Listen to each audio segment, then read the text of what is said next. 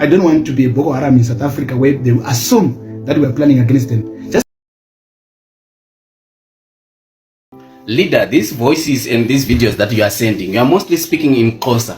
Why are you not using Shona? And English, yes. Shona and English. You know what happened? The problem that we have is an international problem. Once if I start speaking in Shona, the South African government will think that we are planning against them. I don't want to be a Boko Haram in South Africa where they will assume that we are planning against them. Just imagine we are Zimbabweans, we meet somewhere, we speak in Shona, we are 20. Tomorrow there's 2 South African people dead. Would they not arrest us and assuming that we are the one who started the idea of killing them? This idea is not a secret. And it's not a secret that we should go in behind doors and start saying, Zimbabweans must go, let's go home in Shona. It's not it. We should understand that once if we start something in another country, the people, the citizen should also acknowledge what we are doing and know what we are doing so that we maintain our relationship in the society. So are you seeing Shona people comfortable in that language, Xhosa and these other languages? It is always a process when you want to save someone. That person will beat you first. Because remember, when you want to take a nail out of someone, they beat you or they bite you.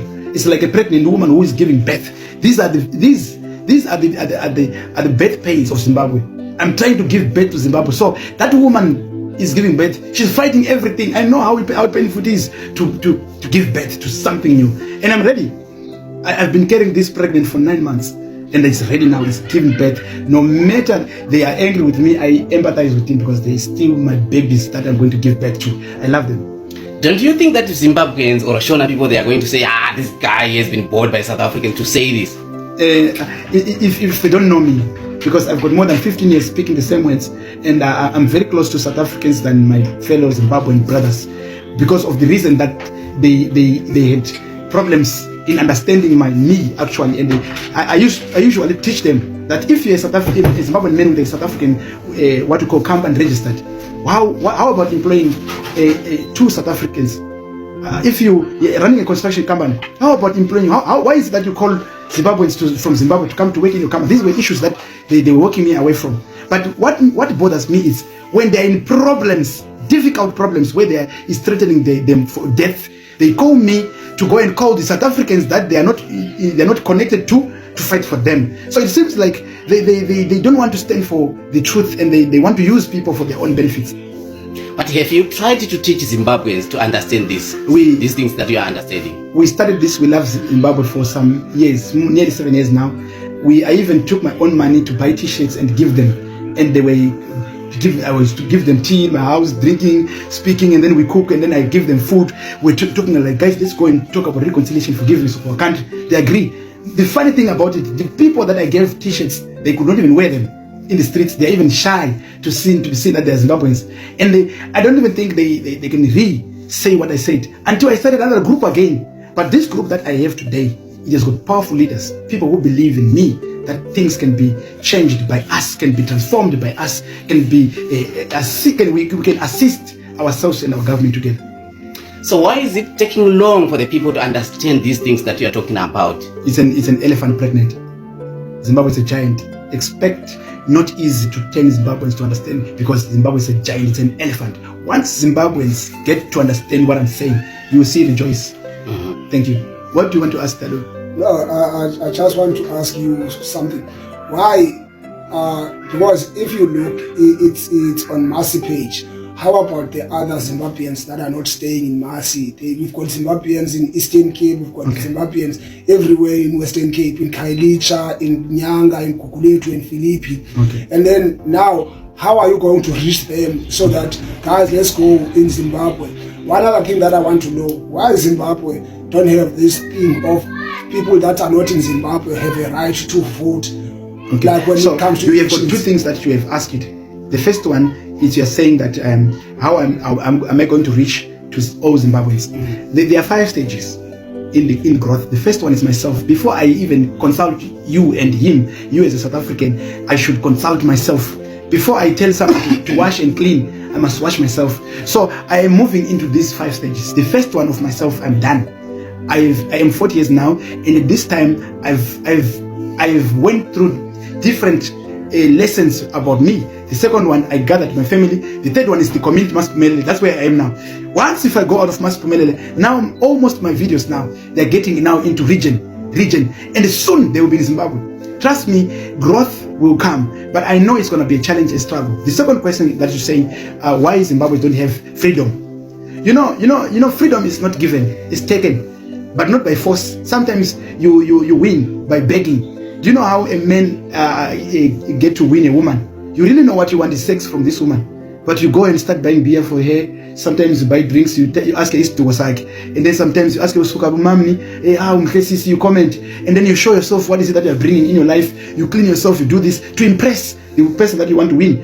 And when you win not because you figure I want to sleep with you now to be my wife. We need to have a proper channel to approach our government. That's what I want to tell Zimbabweans. All these political parties that was there ever since the MDC with Chankrai and Wu, they came as the same way they came the comrades, the same way the way Zimbabwean prepared the war veterans. You cannot tell me that you come with evil slogans to make peace. If you can understand the MDC slogans were very evil. Even the way the movement for democratic change itself was a provocation. You can listen to EFF. It's talking about economical transformation. They're not talking about changing what? Who wants to change? Nobody wants to change. People want to be transformed. If you want to fight right now with your wife, go and change what she made in the house now. You fight. People want you to accomplish what they started. You say, thank you for doing this. Your couch is very nice, and then you patch where there are patches. Not to go and change everything, and then you want to start something new.